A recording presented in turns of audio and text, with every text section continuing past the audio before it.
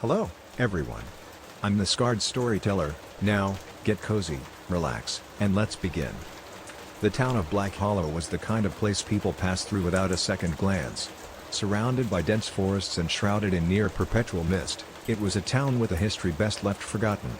But for Evelyn Carter, a journalist chasing her next big story, Black Hollow promised the kind of mystery that could make her career.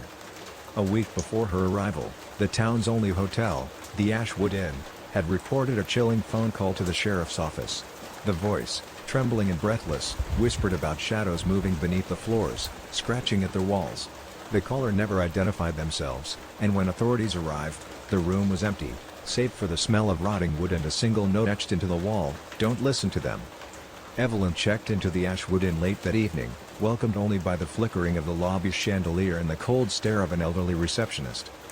"Room 306, the woman muttered, sliding an old brass key across the desk. "Keep the windows locked at night. And if you hear anything, ignore it." Evelyn didn't scare easily, but something about the woman's warning left a knot in her stomach. As she ascended the creaking staircase, the air grew heavier, and by the time she reached her floor, the dim light in the hallway seemed to hum with something unseen. That night, as she typed up her notes, a faint whisper brushed against her ear. "Leave." She spun around, but the room was empty. Shaking off the unease, she returned to her work, but as the hours ticked on, the whispers grew more persistent, like voices speaking just beneath the floorboards. At exactly 3:06 a.m., a loud thud jolted her from her chair. It came from under the bed. Evelyn's breath hitched as she slowly crouched down, lifting the dust-laden quilt. A dark space gaped beneath, impossibly deep for a hotel floor. And within that abyss, a pair of hands clawed at the wood, trying to push through. Stumbling back, she barely had time to react before the door creaked open. The old receptionist stood in the doorway, her face pale. "They've found you," she whispered. "We need to go." Evelyn grabbed her bag and followed the woman down the hall. But as they reached the staircase, the entire inn shuddered. The walls seemed to breathe, stretching and twisting. The wallpaper peeled away in strips, revealing old, rotting wood carved with hundreds of names. Evelyn's heart stopped when she spotted one she knew: Evelyn Carter. "How?" she gasped. The receptionist's lips quivered. "Because this place knows you. It has always known you." The whispers grew louder, a chorus of voices begging, pleading, screaming. The floor beneath them cracked, and hands, pale, bruised, desperate, began clawing through the gaps. With no choice, Evelyn ran, bolting down the stairs and into the storm-laden night.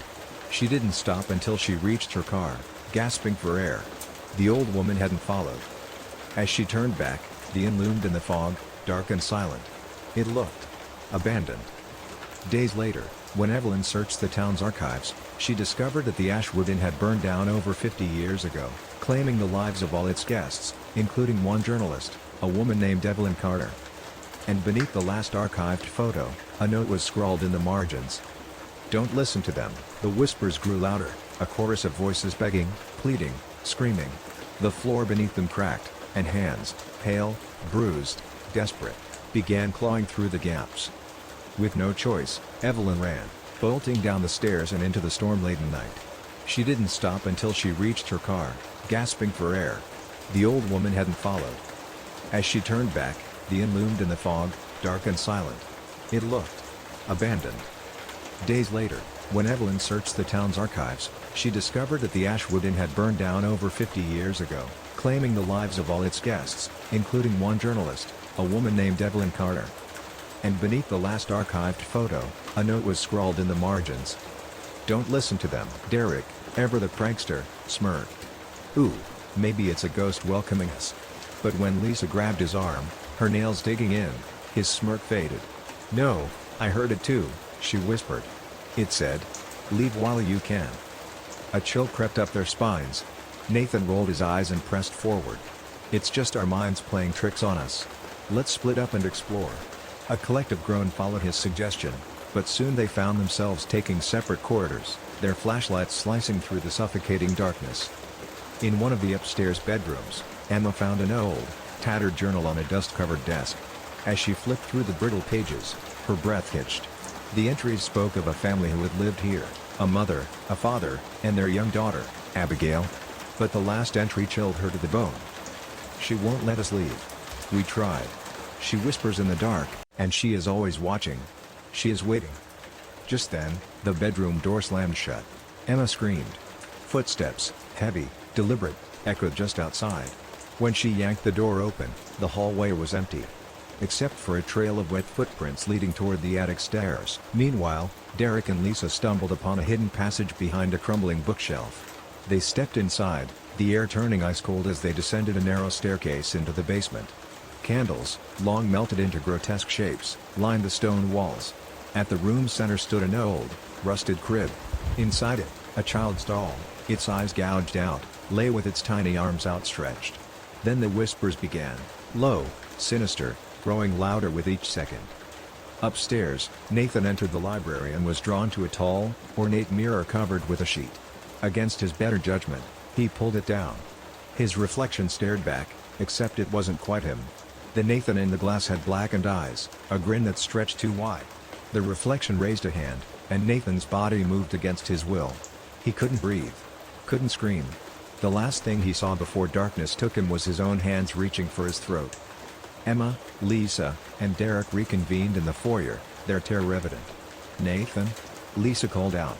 But the figure that stepped into view wasn't Nathan. His eyes gleamed, black pits devoid of soul. His lips curled into a twisted smile.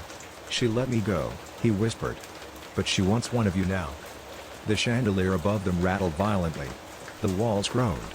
A high-pitched laugh filled the air, and the front door slammed shut. Trapped. And the whispers in the dark were growing louder. The end. Story 3.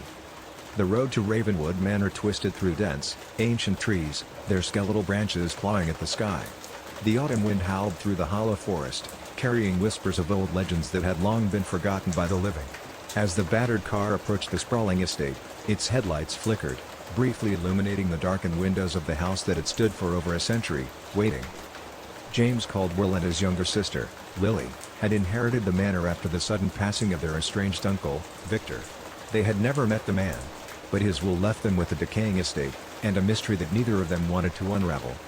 "This place gives me the creeps," Lily muttered as they stepped onto the creaking porch.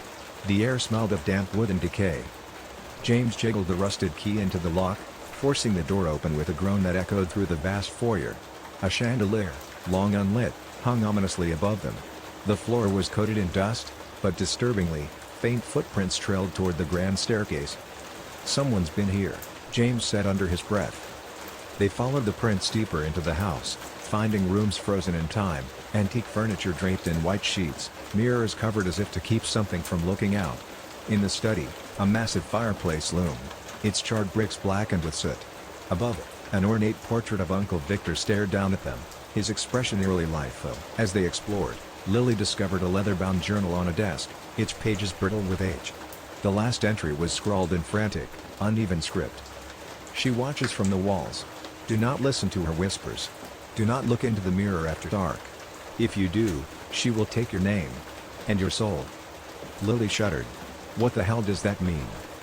A loud thump from upstairs sent both of their hearts racing. James grabbed a rusted candlestick from the mantel and signaled for Lily to follow. They ascended the stairs cautiously, each step groaning beneath their weight. At the end of the hall, an open door revealed a bedroom untouched by time. Inside, a large, gilded mirror stood against the far wall, its surface reflecting the moonlight streaming through the cracked window. Lily took a hesitant step closer. Her breath hitched. In the mirror's reflection, a shadow loomed behind James, though nothing stood there in reality. James. The room plunged into darkness. The air thickened, pressing against them like unseen hands. A whisper slithered through the silence, a voice neither male nor female, ancient and hungry. "Give me your name." James fumbled for his phone's flashlight, the beam slicing through the blackness. The mirror's surface rippled like water, and from within, a pale, clawed hand emerged, reaching for them. "Run." James yanked Lily backward just as the hand swiped at the air where they had been standing. They bolted down the hall, the walls seeming to close in around them. Behind them, the whispers rose into a shriek of rage. The front door loomed ahead, but as they reached it, the chandelier above crashed down, blocking their exit. The house was alive, and it wanted them to stay. Panting, Lily turned to James, her eyes wide with terror. "We have to destroy the mirror." James nodded, adrenaline surging through his veins. They raced back up the stairs, dodging shadows that slithered along the walls. Entering the cursed bedroom once more, James lifted the candlestick and hurled it at the mirror. The glass shattered, a deafening scream ripping through the air as the reflection twisted and writhed. A grotesque figure with hollow eyes and an elongated mouth clawed at the edges of the broken frame before vanishing into darkness. The house trembled. The whispers faded. Then, silence. The siblings staggered outside, gasping for breath as the first light of dawn crept over the trees. Ravenwood Manor stood still and silent, its sinister grip seemingly broken. Or so they thought. As they drove away, neither noticed the small shard of mirror that had embedded itself in Lily's sleeve, nor the faint whisper that followed them into the rising sun.